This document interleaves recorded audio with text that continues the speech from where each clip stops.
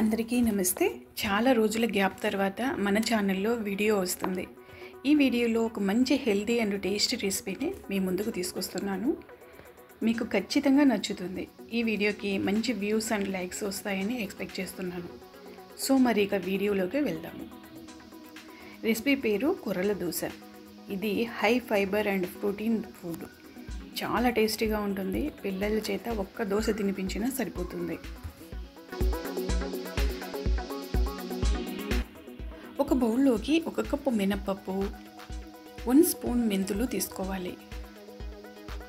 తర్వాత వీటిని వాటర్ వేసి ఒకసారి కడిగిన తర్వాత మళ్ళీ వాటర్ వేసి నాననివ్వాలి. నెక్స్ట్ ఇంకొక బౌల్లోకి 2 కప్స్ కొర్రలను తీసుకోవాలి. వీటికి కూడా వాటర్తో 2 టైమ్స్ కడిగిన తర్వాత వాటర్ వేసి 4 అవర్స్ నాననివ్వాలి.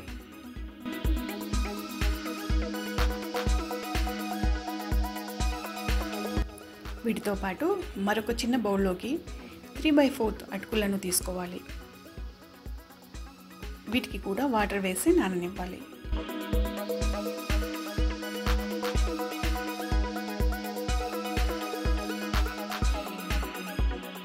4 అవర్స్ తర్వాత చూసారుగా మినపప్పు బాగా నానింది. ఇప్పుడు ఈ పప్పుని మిక్సీ జార్లోకి తీసుకోవాలి.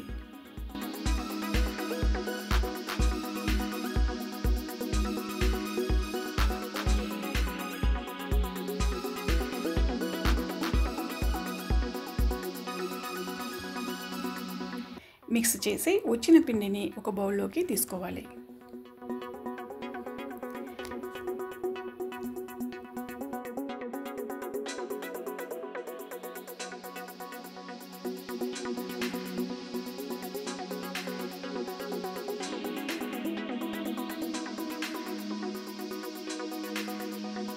ఫోర్ అవర్స్ తర్వాత కొర్రలు చాలా బాగా నానాయి కదా, వీటిని కూడా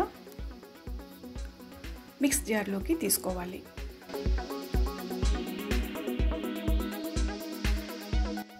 అలాగే నానబెట్టిన అటుకులు కూడా వేసి కొద్దిగా వాటర్ వేసుకొని మిక్స్ చేయాలి. ఇందులో వాటర్ ఎక్కువ వేయాల్సిన అవసరం ఉండదు, కొద్ది వాటర్ మాత్రమే సరిపోతుంది.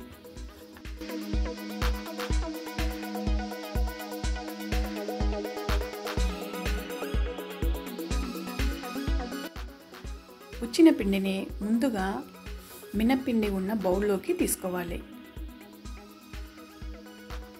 ఇప్పుడు ఈ రెండింటిని బాగా కలుపుకోవాలి.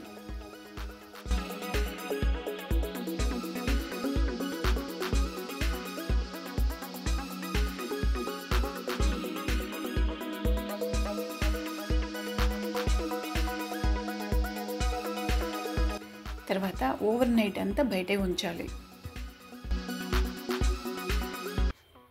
నెక్స్ట్ డే పిండి ఇలా ఉంటుంది.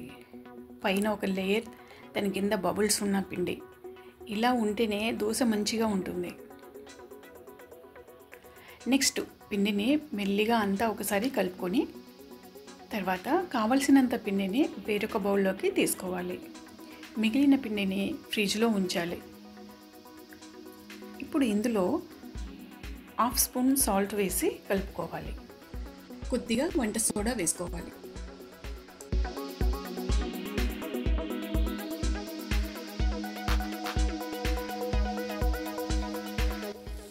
స్టవ్ పై ప్యాన్ పెట్టి కొద్దిగా ఆయిల్ వేసి ఉల్లిపాయతో పెనాన్ని బాగా రుద్దాలి.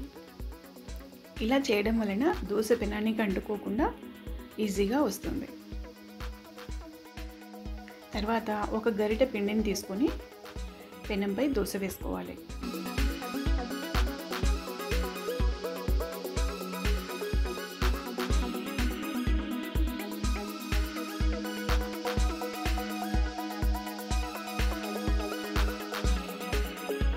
తర్వాత కొద్దిగా ఆయిల్ స్ప్రింకిల్ చేసుకోవాలి.